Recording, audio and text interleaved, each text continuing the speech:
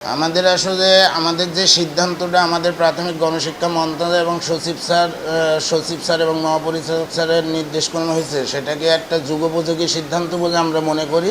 যে সকাল 8টা থেকে দুপুর 11:30 পর্যন্ত মর্নিং স্কুল, এটা গরমের জন্য একটা যুগোপযোগী সিদ্ধান্ত।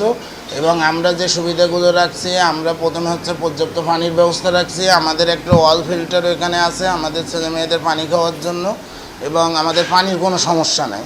উপরন্তু আমরা এখানে ফ্যানের ব্যবস্থাগুলো রাখছি।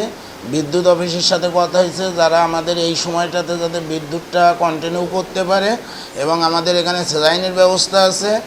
আর ছেলে মেয়েদের আরও একটা হচ্ছে, যেটা আমরা কেটস এখন বন্ধ করে দিছি গরমের জন্য, যে কেউ কেটস পরে আসবে না, শুধুমাত্র পোশাকটা পরে আসবে, কিন্তু কেউ কেটস পরবে না গরমে। এই ব্যবস্থাগুলো আমরা এখানে রাখছি। 1, 2, 3 ঢাকায় জমি জিতে নিন 100% ক্যাশব্যাক সহ 20 কোটি টাকার পুরস্কার।